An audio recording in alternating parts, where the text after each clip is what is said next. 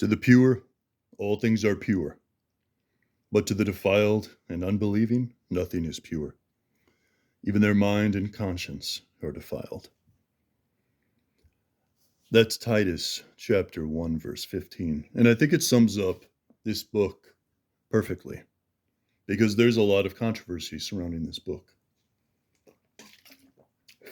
Just what side was John Milton on? Just who was John Milton's master? Well, I think this section makes it obvious, but I'll get there in time. It seems to me that people fall into two camps.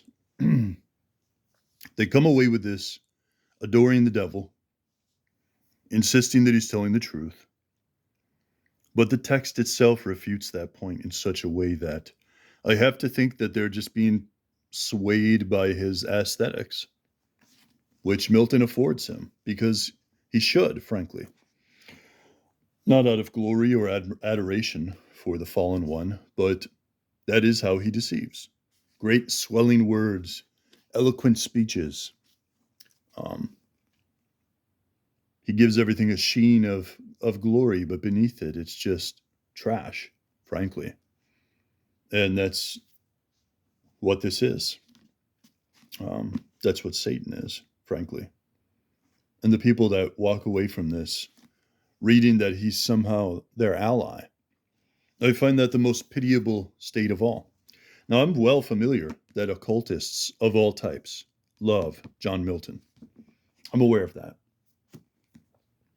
I don't take this book to be gospel truth or doctrine. I just take it as a interesting philosophical what if scenario, an elseworld story, if you will. I don't want to call it Christian fan fiction because it's too well crafted to be put in that category. It is, but it's an exploration on many of the themes of the Bible. And he does an excellent job. The poetry in this it's worth its monolithic status as one of the classics. I have something called muscle tension dysphonia right now. It's making speaking difficult. You might hear my voice do some breaking, cracking, etc. I'm just going to apologize in advance. I'm not going to speak too much more to that. And I get tired very quickly. I can't maintain speaking like I used to. So I will try to go through this. A very rough summary is this is about the fall in the garden. Some aspects that I'll talk about. You know, the first couple of books focus on Satan in pandemonium, and they've just been defeated. And what I like about Milton's way of describing this is he brings in all the other myths, and then he syncretizes them inside of the person of Satan and the other, gods like Mammon and Beelzebub and all of these things. These are all actual entities, actual powers from heaven. For example, sin is born from Athena, basically. In heaven, she was one thing, but now she's another thing entirely. That sort of stuff. They've all undergone this transmogrification into, it's like a reverse alchemical infusion. They went from gold to lead, frankly. And then eventually you end up with the garden where Adam is. And I love Adam in this. He's very wise. He's presented as very handsome, very strong, robust, but also very wise and humble and charitable.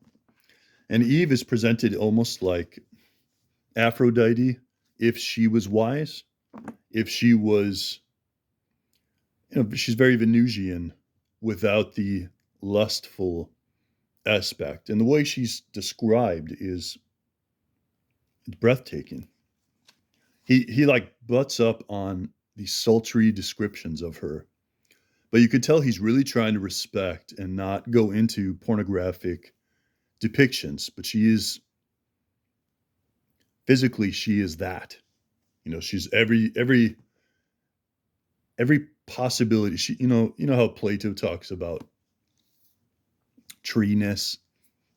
or like womanness. Eve is like the essence of womanness, if that makes sense. Anyway, yeah, I absolutely love their depictions. I love how they talk to each other, and I enjoy their wisdom, and I very, very much enjoy the breadth of knowledge that Milton brings to this text. I'm thinking about this. He's a blind poet, and he's got such a wide variety of knowledge. I mean, he'll talk about cosmology, astronomy, geography, history, various empires, equating those empires to other individuals. It's excellent. It's something that you have to read. I highly recommend you read this. Um, Satan gives these swelling speeches that can sway people, and he gives him that expression, "Give the devil his due." Well, he does, not out of a sense of allegiance, I would argue. The occultists say otherwise. They say he was among their rank. I think that's disputable. I'm not saying it's wrong. I'm saying it's disputable. Milton brings his theology to the text. I think he's a Calvinist or something like that. I am not a Calvinist, but I can still appreciate what he's doing with this text. I particularly like this scene. This is from book 2. So this is when Satan has been cast out of heaven. That's how the book starts. They land in Pandemonium. They make a palace. They use Mammon to kind of use all the precious metals and form this golden palace. And then they take counsel and they say, what are we going to do now? We've been cast out. Do we risk another battle? I can't remember which one, but one of them says, and I think he's probably the most prudent of them. He says, we've already transgressed. Perhaps we should just stop. And he's overruled. But then Satan says, I've heard a rumor in heaven that there's a new world about to be created. I could go over there. We can't send an army because God might send his army. We can go over there and we might be able to pervert it and take it for ourselves. It's not heaven, but it's better than this place. And they all agree. And the way he does it is he sells himself as this hero. He's this heroic figure that sort of, and it's exactly how people, the meme is that they've got main character syndrome, but that's what it is. It's this narcissistic sort of, I'm the hero of this entire story. It's all about me kind of thing. In fact, he's so arrogant that later on in the confrontation with Abdiel, he insists that he's his own creator. And it really is, it shows what pride does to you. Because you have to ask, does he believe his own lies? And I think the answer is yes. I do believe he does.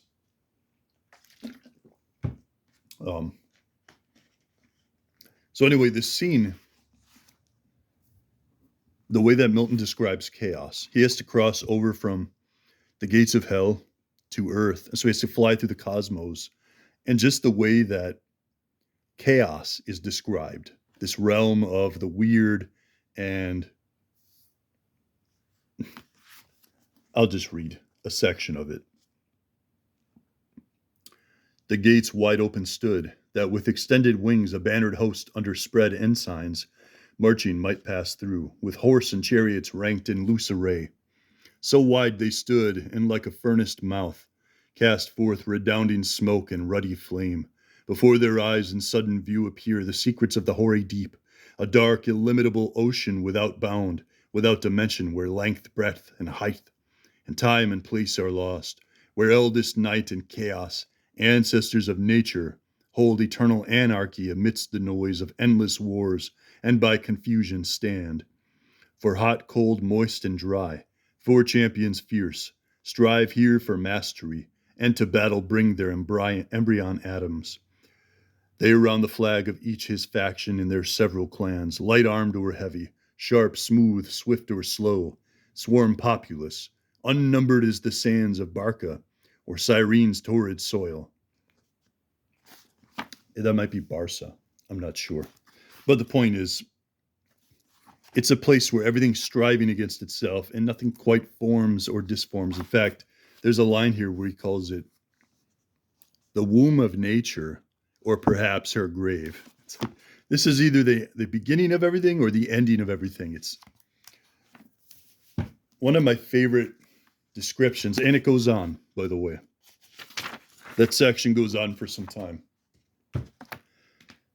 That is some high level reasoning and thinking and writing right there. And I enjoyed every second of it. I feel like most people that side with Satan in this text stop there. It's like, hey guys, we got a lot more book. So Adam's in the garden and he's warned by Raphael that there's an enemy coming. And Uriel, he's the angel that's attached to the sun. Uriel spots Satan and warns Gabriel. And Gabriel sends some forces out. And there's a showdown with Satan where they're about to fight. But Gabriel points to these scales in the sky, which is part of, if I remember right, I think that's from the Iliad. I can't remember if it's when Achilles is fighting Memnon or if he's fighting Hector. But the scales are in the balance and they show which one's going to win. And it's like that with Gabriel and Satan. And so Gabriel just says, you got no chance here. Both of our power is granted to us from the Almighty. And that shows that if we fight, you'll lose. So Satan flees. And then Raphael is sent to warn Adam. Now, Adam is innocent. He's not stupid, though. It's funny because he's not naive, even though he's innocent. It's difficult to describe. You'd have to see it. I can't really put it into words so well. He's not like your naive friend who goes into dangerous areas not knowing what he's doing. We all have someone we've met like that, and it's wild to see. But that's not what's going on here. This is different. Adam is very wise, very intelligent, and very capable. So Raphael sent to warn him. They have a very lengthy back and forth. It's one of the best parts of the book because Adam also describes what it's like for him to basically become alive. And he shares his story with Raphael a little bit. And you get the sense that that's how it was going to be. You know, have Raphael over for dinner and he spends some time with you. Then Raphael's warning them so that no one could say, hey, how come we were in paradise and no one warned us? It's so that no one can throw an objection to God that, you know, essentially this enemy was lurking. We had no way of knowing about it. We're completely innocent. How could we be expected to deal with this? Well, the answer is because they were warned. That's Milton's take on that. Raphael recounts the war in heaven. It's quite amazing. When Jesus takes to the battlefield, so the war in heaven takes 3 days. The first 2 days, it's largely a back and forth. Satan's minions are now feeling pain because they've lost their blessing. What it is they don't want to bow to the Son. God has revealed that Jesus Christ is his vice regent, and the other angels are like, no, we don't want to bow to him. There's this part where this angel called Abdiel, he alone of that section of heaven says, I'm not rebelling. And he stands defiant against Satan. That's some of the best writing in this book as well. He points out Satan's contradiction, that Satan's argument against the Son is that I want equality. I want us all to be equal. And then Abdiel calls him on it and says, no, you just want to be in charge. You want to be in charge, and you're just saying that to sound good right now. And that's when Satan denies that the Father is his creator. He says, I know, I'm my own creator. I created myself. He basically says, I am a necessary creation. He tries to argue that he's not a contingent being, but that he is himself his own maker. It's quite interesting. I dwelled on that for a while after I read it. And I thought to myself that I can see these kinds of delusions in people I've met. And I hate to admit it, but there's times in my own life when I was very young that I would let my mind go weird places like that. And I'm sure I'm not alone in that. So I don't feel it's not like that happened yesterday. But there were times when I was young, and that's just pride. It's pride taken to its level, its ultimate level. One thing that's interesting that I glossed over is Satan reaches the stairs of heaven. There are these golden stairs leading up to heaven as he's crossing over to earth, and the stairs retract at his approach. And I find that so interesting. Like, it's almost like he wonders for a moment, like, am I being challenged? Should I go up there? Um, and he doesn't do it. You almost wonder what would have happened if he tried. I think he would have just gotten smited. Sorry, uh, smote and cast down is what I was going to say. So anyway, after the war in heaven goes back and forth, Satan's minions, because they feel pain now and the other angels don't, they have a serious disadvantage. Satan and Michael have this massive duel. That's pretty awesome. There's some back and forth. Michael wins, of course, and Satan realizes we're at a disadvantage. We have to do something quick. So they make these gunpowder cannon weapons, and they start to have this advantage. And what they do is they feign that there's a truce, and then they start attacking. And the other angels are initially taken very aback. So briefly, Satan gains an advantage there. But then something amazing happens. And this is where Raphael's telling Adam, I'm speaking this in human words, but you need to understand that this is much higher than what I'm describing. Basically, they're like wielding stars against each other, and they're wielding, like they're throwing mountains at each other, whole landmarks. They're just picking them up and flinging them at each other. And it's kind of meant to be like the Greek myths with the Titans and stuff, and the kind of warfare that's going on. It's just describing the cosmos on fire. Like heaven is shaking, rumbling. This is a massive conflict. You really feel the scope of it, and he does an excellent job writing that. And then Jesus takes to the battlefield on the third day. And it's so, so good. Basically, Jesus says, I'm not going to debate you guys about my legitimacy. Debate is for higher level thinkers. It's for people that have reason. You've abandoned reason and you're now like beasts. So let me deal with you like a beast. That's basically what he says. And the way that this is described, when he takes to the battlefield, it's the third day, and he tells his people, stand behind me. This victory is mine. You've done excellent, but I'm going to break this stalemate. And so Jesus comes, and here's what it says. So said he over his scepter, bowing rose from the right hand of glory where he sat, and the third sacred morn began to shine. Dawning through heaven, forth rushed with whirlwind sound the chariot of paternal deity, flashing thick flames, wheel within wheel undrawn, itself instinct with spirit, but conveyed by four cherubic shapes, 4 faces each, had wondrous, as with stars their bodies all, and wings were set with eyes, and with eyes the wheels of barrel, and careering fires between. This goes on for some time. And then it describes this. Jesus gives this speech, kind of like what I was just saying. Not you, but me they have despised, yet envied. Against me is all their rage, because the Father, to whom the heaven's supreme kingdom and power and glory appertains, hath honored me according to his will. And that's the source of the controversy. It's kind of like in the book of Samuel, 1 Samuel, where God tells Samuel, they're not rejecting you, Samuel, they're rejecting me. It's similar to that. So spake the Son, and into terror changed, his countenance too severe to be beheld, and full of wrath, bent on his enemies. At once the four spread out their starry wings with dreadful shade, contiguous in the orbs of his fierce chariot, rolled as with the sound of torrent floods or of a numerous host. He on his impious foes right onward drove, gloomy as night. Under his burning wheels, the steadfast Empyrean shook throughout, all but the throne itself of God. Full soon among them he arrived, in his right hand grasping 10,000 thunders, which he sent before him, as their souls in fixed plagues.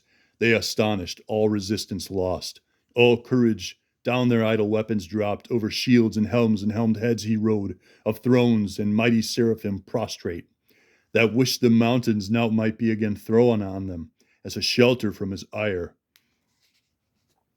Nor less on either side tempestuous fell his arrows from the fourfold visaged four distinct with eyes, and from the living wheels distinct alike with multitude of eyes. One spirit in them ruled every eye, glared lightning and shot forth pernicious fire. Among the accursed that withered all their strength, and their wonted vigor left them drained, exhausted, spiritless, afflicted, fallen. Yet half his strength he put not forth, but checked his thunder in mid-volley, for he meant not to destroy, but root them out of heaven. Guys, this scene is so glorious that I'm reading this and I'm thinking to myself, I'm supposed to think that Satan is this legendary hero. Am I really supposed to think that as I read this? Because I don't. You want to know what he does? After all his bloviating, see if I can find it quick. I don't think I can. He flees. He runs. He doesn't even try to fight him. It sounds like other entities are like kind of stepping forward before this, and they're kind of getting destroyed, picked off, flung down. Satan doesn't even try. He just jumps out of heaven. And so I think that scene alone should dispel the Milton secret occultist framework. Now, I could be wrong. I'm open to that. I'm open to, I know how deep those roots go, historically speaking.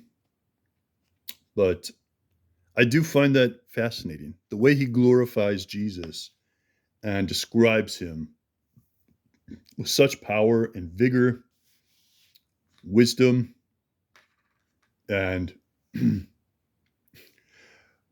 mean, that scene could fit in a modern day novel. It's just, where you really get to fully go into it. You really, I don't know. I see this image that just is almost incomprehensibly awesome. It defies my ability to just, it's at the limits of my understanding. It's so good. Not trying to break out in a panegyric over this, but it is really good. This is worth reading. That's all I want to say. There's a couple more things I want to go over, and I will stop here. I mentioned Adam and Eve. So Raphael leaves. Satan arrives. He's waiting in the edge of paradise on the borders of it. And earlier in this, it's established that Eve is a little bit vain.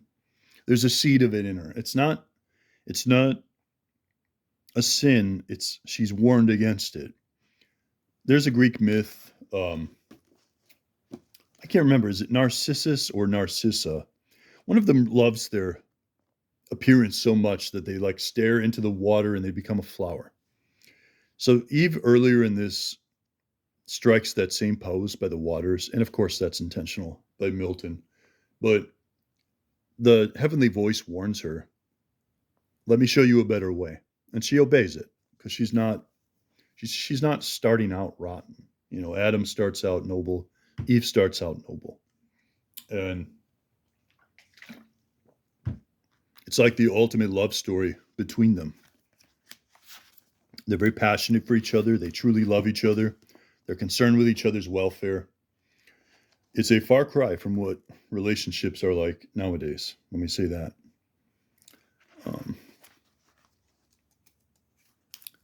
So Eve gets it in her head that she has to be tested apart from Adam.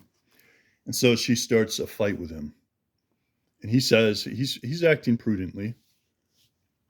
He says, if this enemy separates us, then we don't have a chance. But together we might be able to stop him if he intervenes. Raphael's left now, and they're warned that there's some entity out here that's not after their well-being, and so Satan's out somewhere.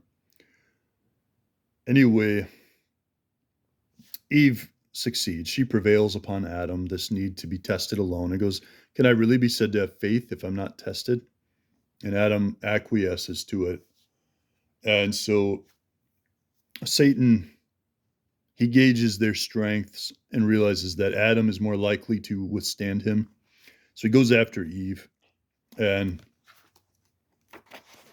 he appears as this beautiful serpent. The description of it is it's quite striking. Let me say that. But he convinces Eve.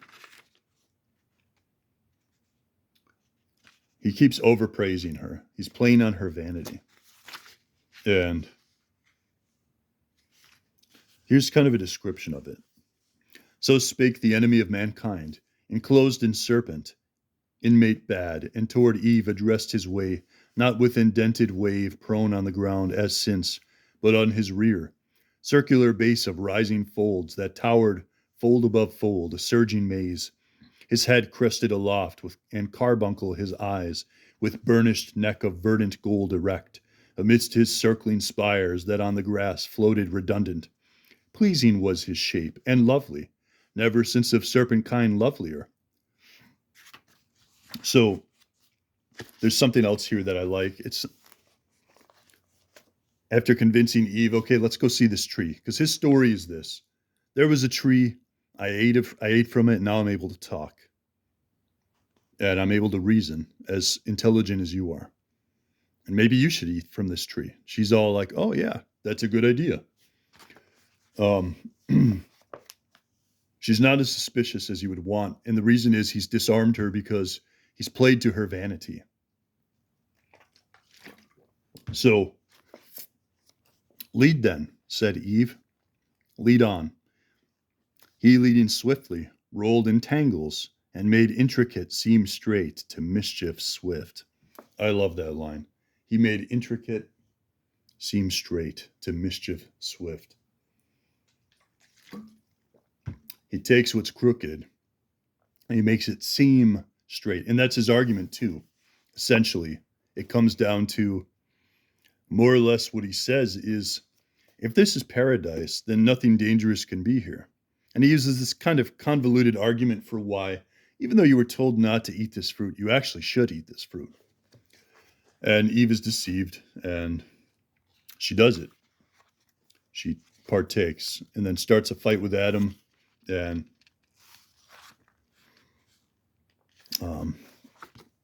Adam gives in. He feels like all is already lost, and so he decides that he'll share her fate because he doesn't want to live without her. He knows if he gets God that he loses her, and he thinks, I'll share whatever fate you have.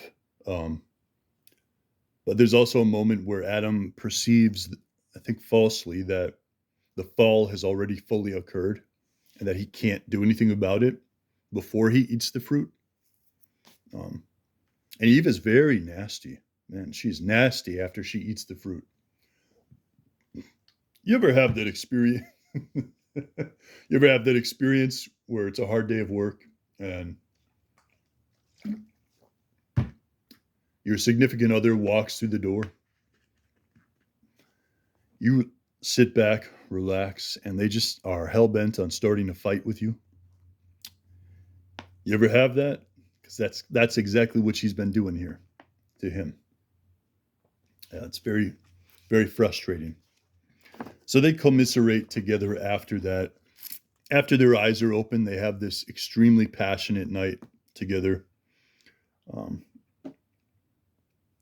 They ravage each other sexually, and it's afterwards this emptiness starts to make itself known to them. And that's where initially it seems so right, so good. It like Adam looks at Eve and he feels lust for the first time. And it's like she's never appeared more lovely than she is now. And she looks at him the same. Um, they go to their bower and they have relations with each other. And afterwards, it's that hollow, empty feeling. Um, most of us are familiar with it. And that's that incompleteness that happens.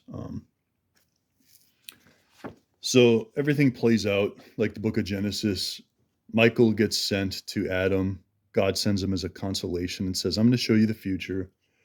So Adam sees the horrors of the flood, of the Nephilim, of King David, of Jesus and the redemption. And he is a just exceedingly roller coaster ride of emotions through this. Triumphant 1 minute, downcast the next. He's crying, then he's happy because he's seen like the worst of the worst sights, followed by some heroic ones. He sees Abraham and he's rejoicing that there's a faithful man on the earth, this sort of thing. And then you've got this last scene that I want to read from book 12. It's real close to the end.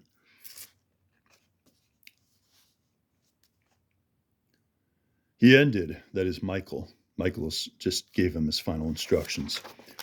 And it says, he ended, and thus Adam last replied, how soon hath thy prediction, seer blessed, measured this transient world, the race of time, till time stand fixed. Beyond all is abyss, eternity, whose end no eye can reach. Greatly instructed I shall hence depart, greatly in peace of thought, and have my fill of knowledge, what this vessel can contain. Beyond which was my folly to aspire. Henceforth I learn that to obey is best, and love with fear the only God, to walk as in his presence, ever to observe his providence, and on him sole depend, merciful over all his works, with good still overcoming evil, and by small accomplishing great things, by things deemed weak, subverting worldly strong and worldly wise, by simply meek, that suffering for truth's sake is fortitude to the highest victory, and to the faithful death, the gate of life. I mean, doesn't that say it all? Everyone talks about that Gandalf quote to Frodo. That's similar to what Adam's talking about. The small, seemingly meaningless victories and mercies are, in fact, the way to overcome evil. There's times in my life where I'll be navel gazing and I'll be reading someone, some philosophy or something, looking up at the stars and just pondering those things that are on the limit, the boundaries of what I could even comprehend. And Adam was tempted with the promise to comprehend those things that he strains to understand. And rather than just accept that some things are too high for him, which seems like a cop-out to many people, but that sometimes is the right choice. And that's kind of what's being shown here. That what if there's some knowledge that you just shouldn't have? And I think Milton is making that argument. Again, maybe not. Maybe he's not. Maybe I'm completely wrong about this book. Maybe Milton really sides with the devil, and that's why he wrote him with awesome armor and these great swelling speeches. But I don't see it that way. I really don't. If you read that full scene with Jesus, and then you read the scenes with Satan, I just ask you to put them side by side and tell me, who did Milton give the greatest honor to? I don't think he was honoring Satan. I think he was showing the truth about the devil, that he is not some horned thing. He comes with a promise in many forms. Okay? Maybe you don't believe in the devil. That's fine. You don't have to. But do you believe in this? Do you believe that sometimes the things you thought were the best ended up turning to ash in your mouth once you tasted them? I've had that experience many times. That's the story of my life. Only to end up in that place Adam has. If only I had obeyed. If only I had obeyed wisdom, and that wisdom is found in Christ himself. If only I had done the right thing and not insisted that I would be some exception through the blinding mess of pride which takes you there. Yeah. I think Milton is a master of writing. I think even though you don't have to theologically agree with him that this is worth reading, I don't theologically agree with Milton on many things, but I do think this is worth reading. And if you do read this, get the Norton Critical Edition. Look, all these annotations, there's so many of them, just enough to be helpful, but not enough to throw off the entire task. And I prefer footnotes. Maybe you don't, but they're not that obstructive. Very seldom do you cross a page where they are, up to here or something. Anyway, this has gone on long enough and my throat is being constricted, so I will stop talking now.